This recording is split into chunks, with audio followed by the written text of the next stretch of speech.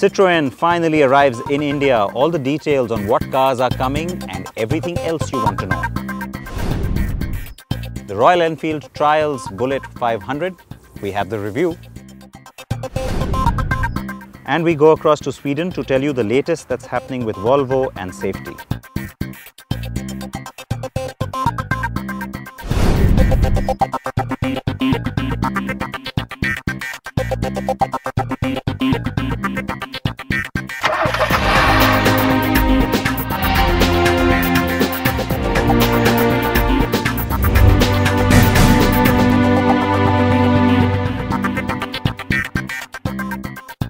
It is a brand new week and the temperature is soaring, but guess what? Our content is also looking pretty scorching hot.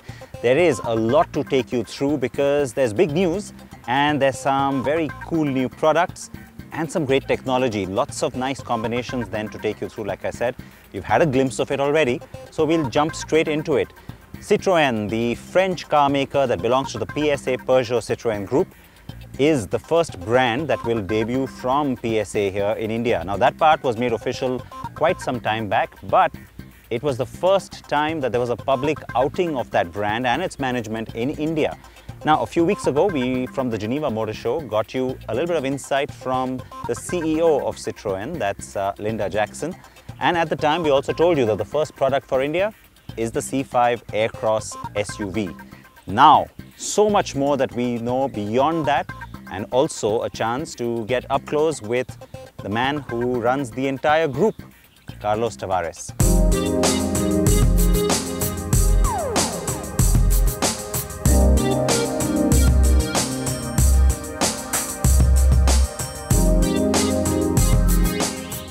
Citroen. Citroen, that's possibly as French as it can get. I'm sure I'm not getting it right. But in English, Citroen. It's not Citroen, it's not Citroen, and you have to get used to it, folks, because yes, the brand is coming, and I'll get into more about that in just a second, but let's get that right, shall we? Sit, like I'm doing right now, row, like row your boat, and let me unlock my phone, N, Citroen. So, get used to saying that. I'm sure you can practice it and get it right. Now, the car first coming to us will be this one, the C5, and the Aircross is the very latest and the flagship from the brand in Europe as well. A compact SUV, but one which is full of significant attributes, and so expect it to be positioned in that sort of Jeep Compass kind of range. But it's what happens from there on which is going to be the more interesting part of the story. 3 products, 2021, 22 and 23, that will come 1 year at a time, but new products that don't currently exist in Citroen's lineup anywhere in the world, and products that are going to be developed keeping India in mind, but with an export potential. So there you go, the first point. From word go, exports, very key. And guess what? It's already begun. The gearboxes that are being made here locally are already being shipped and used in Europe. It's going to be the same for components. The sourcing strategy in India is not just for India, but helps make the Indian operation even more aggressive and therefore cost competitive. The third point, even the engines made here, and then of course the cars that are going to be made here, which will also be exported. 100,000 capacity to start with for Citroen, and that's conservative, and yet with that the brand is planning to target about 2% of the Indian market. So of course it says we're happy to go higher than that, but not typically what you hear. Brands come in and talk about 5–10% market share. Staying conservative is going to be part of the profitability promise from Citroen here in India, and that's the part that is very dear and central to that plan, as Carlos Tavares, the group CEO for PSA, shared with me. If we consider that we have in India a competitive supplier base, it is quite clear that if you start sourcing parts in India, exporting for the rest of the world, the cost reductions that you are going to create are already paying for the local investments eventually that we'll have to do. If I take the example of our powertrain plant in Hosur, basically this investment is already paid by the cost reductions that we are able to generate compared to other sourcings in the world, which then means that by itself this specific investment is self-sustained, so I'll put it there. And at the same time I'm going to use it to make a deep localization for the products I want to manufacture in India for the Indian market. In the same way, if I start by saying yes to my people telling me, we want a big greenfield plant. I said, no, I want a small brownfield plant. It was going to be much less investment at the beginning, but then I will keep my business plan in the black, and if it is successful, of course, I'm going to saturate the plant. I will make another one. So what that means is scalability and keeping a low break-even point with the frugal investments at the beginning gives you a much longer term perspective, because then you go step by step, but you always keep your operations in the black. So those are two examples. And of course, if I don't spend here 200 expatriates, it will also reduce my costs. So I want to use my local Indian talent to make things even more efficient. It's a long list of things you can do to keep things aligned. It's not easy, of course, and we don't always succeed. From time to time we fail, from time to time we succeed. But at least I think we have a very Indian vision of frugality and scalability that is the best way to plan for the long term.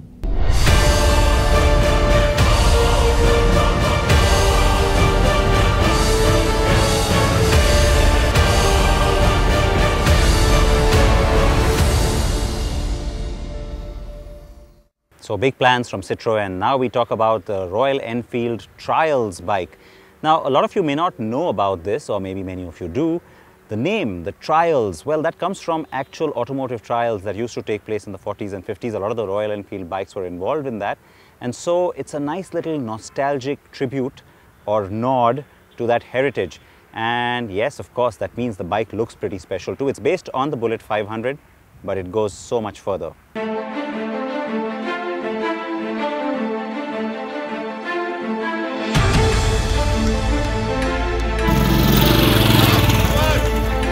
Heritage, nostalgia, legacy. These are pillars on which Royal Enfield is built upon as a brand. And one such legacy was the company's continued success in international trials competition in the 1940s and 50s. It was yet another opportunity for the brilliant marketing boffins at Royal Enfield to create a new segment of motorcycles. Enter Royal Enfield Bullet Trials Works Replica 500. So what exactly is the Trials 500? Well, it has been derived from the Bullet 500 and is a retro-styled scrambler. There is a minimalist design theme with an exposed frame painted in khaki green. The rest of the bodywork is painted in silver with dollops of chrome.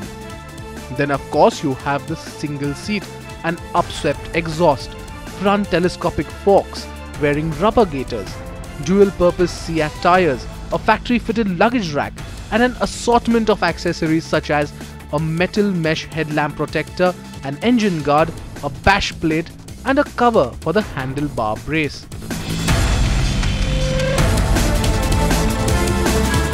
So yes, Royal Enfield managed to create a brand new motorcycle out of an existing one by slapping on some off-road bits.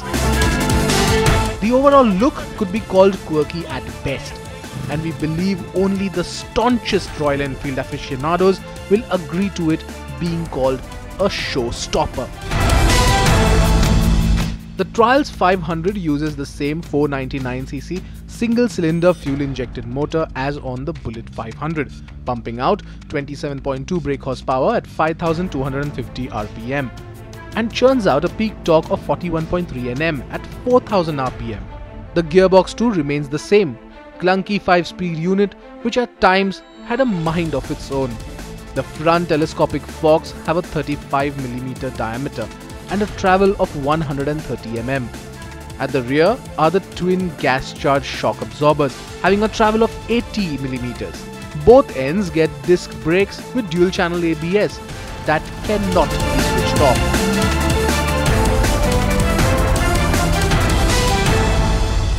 We have been riding the Royal Enfield Trials 500 all day long, and I haven't had so much fun in the longest time. So the press ride of the Trials 500 was designed to give us a feel of how a trials event is conducted. So we rode our motorcycles through 3 trial sections, each more difficult than the other. Also, we had a timed lap, and of course the Trials 500, it shone brightly. This motorcycle can go through everything that you throw at it. It's been an absolute hoot. And of course, it's designed to go off-road. we were primarily riding off-road, and that is where the Royal Enfield Trials did well enough to get us grinning inside our helmet. Sure, it was not a hardcore off-road bike, but it doesn't shy away from the rough stuff either. It had the typical vibrations that you would expect of a Bullet 500. We did have a few grouses with the Royal Enfield Trials 500. Firstly, standing up and riding proved to be a task because the fuel tank is fat and bulbous. And locking your knees onto the tank is near impossible because of the smooth metal. The bite from the brakes is dull and there is no progression. This kind of robs you of confidence when you're riding off-road and need to stop quickly. Plus, a switchable ABS would have sweetened the deal further. This has been a very different and a very refreshing media ride. There were no open roads to test the performance and handling of the motorcycle, but then the trials section did reveal a fair bit. There's like bucket loads of low-end torque, which means this can pull through any obstacle. It can plow through any course. And of course, the suspension is tuned to take a beating. It doesn't shy away from tough terrain, rocks, potholes, craters, nothing at all. Nothing phases the suspension on this motorcycle. The Royal Enfield Trials 500 and the 350 did not need massive resources in terms of R&D, and with a few new parts, nice paint job along with decent off-road ability, the company has churned out an enthusiast's motorcycle. Although a little more thought into the design could have worked wonders and made the motorcycle palatable to a larger set of audiences.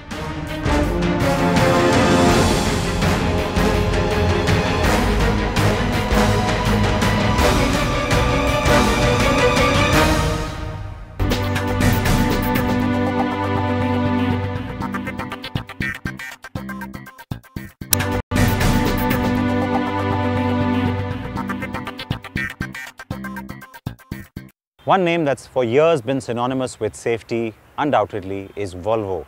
And that's one brand that therefore almost has an onus on itself to stay at the cutting edge of technology and safety equipment. And it's no different with what's happening right now. Okay, so lots of ands done. The point being that the very latest that's happening at Volvo when it comes to safety is stuff that you might have thought is science fiction not so long ago. Amey and I spent some time in Gothenburg at the Volvo headquarters to bring you this.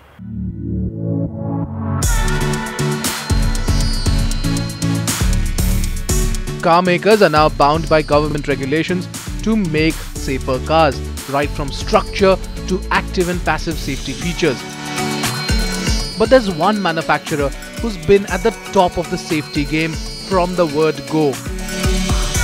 And in fact, its name is synonymous with safety. Yes, we are talking about Volvo, and in fact it is an innovation that we are specifically talking about from 1959 that has saved more than 1 million lives. Well, sitting right here, you might think that I'm a dummy too, but really I'm not. I'm here to celebrate 60 years of an innovation that has been pioneered by Volvo. It's a very simple thing to do now, a compulsory thing to do now all around the world. And it is this, the 3-point seat belt. And it's been here in the industry for all these years. But Volvo has been the innovator and the major driver of pushing this in cars to make it compulsory, just to make sure that fatalities are less. Another initiative that is taken now is the EVA initiative, where the company which has done all the research, Volvo's entire research from all these years about safety in cars, about how accidents happen and how accidents create a lot of problems for human beings. All that has been now documented and will be available for other manufacturers. I think it's an initiative which needs to be saluted, and all this now in the public forum will only make things better. And yes, that's the vision 2020 that Volvo is bringing to the table.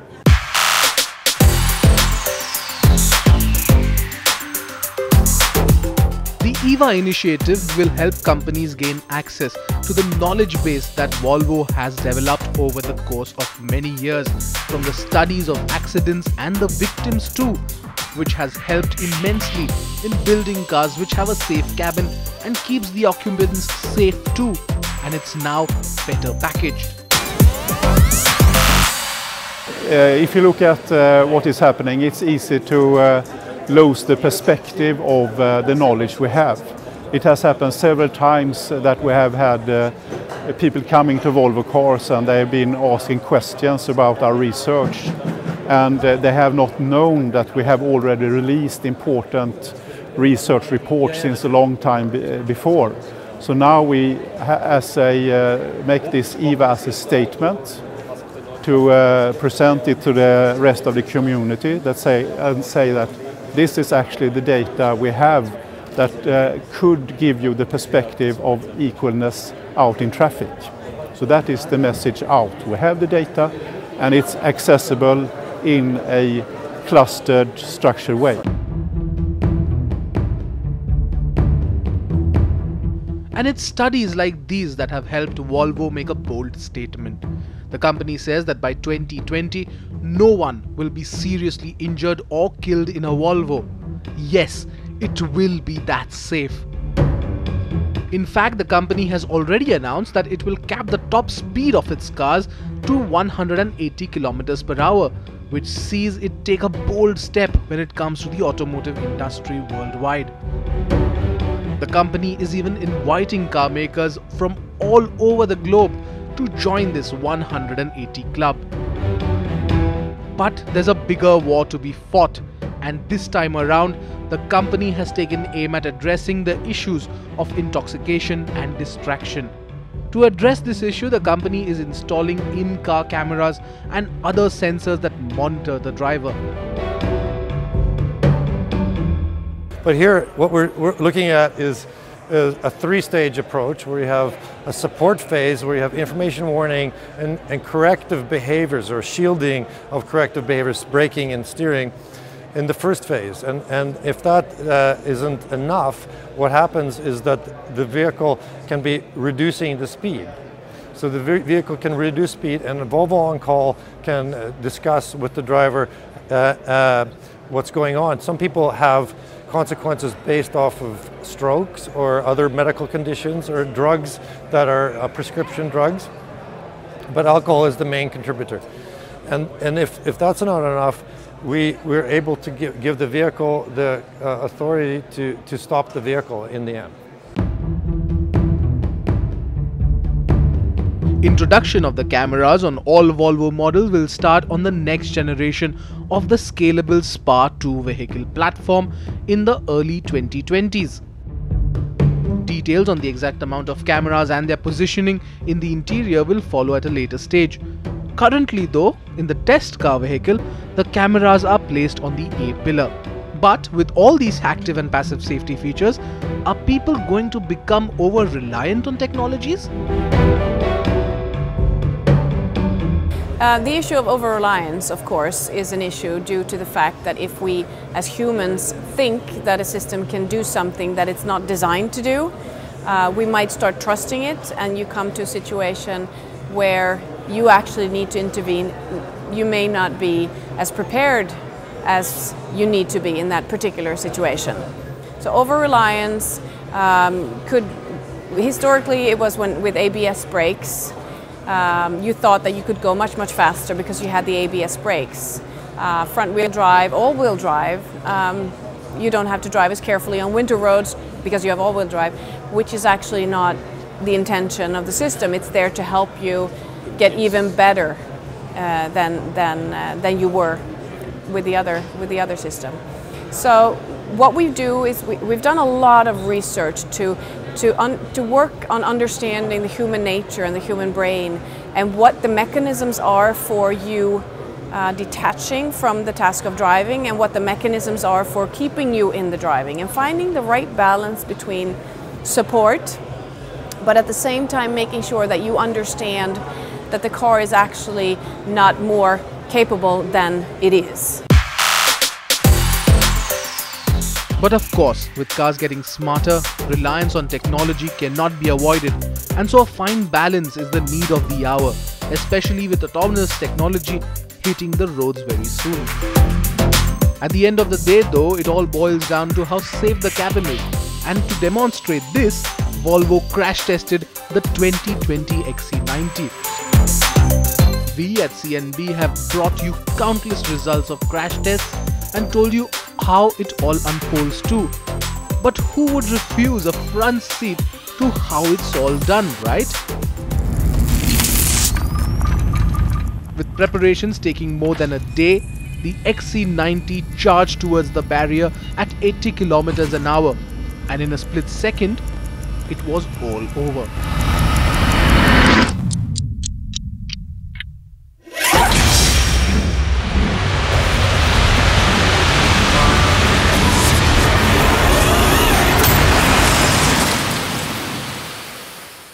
And as I said, it all happened in a split second.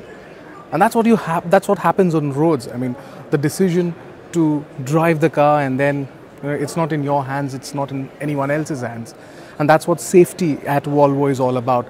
At the Volvo Safety Center, it's all about making sure that the cars are safe to drive. And well, look at it, it's totaled the car completely, but the structural integrity of the car is still intact. Of course, we don't know the results yet because it's only for Volvo and their database.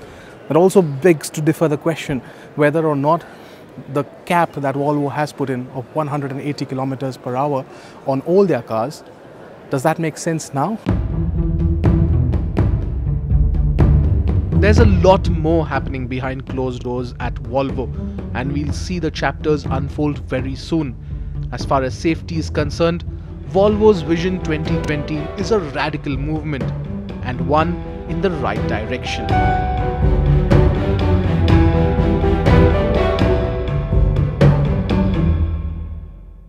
And with that, it's a wrap on today's program. Please react to it. Please always tell us what you'd like to see. And of course, promise me you'll wear your seatbelts and helmets. Join us next week.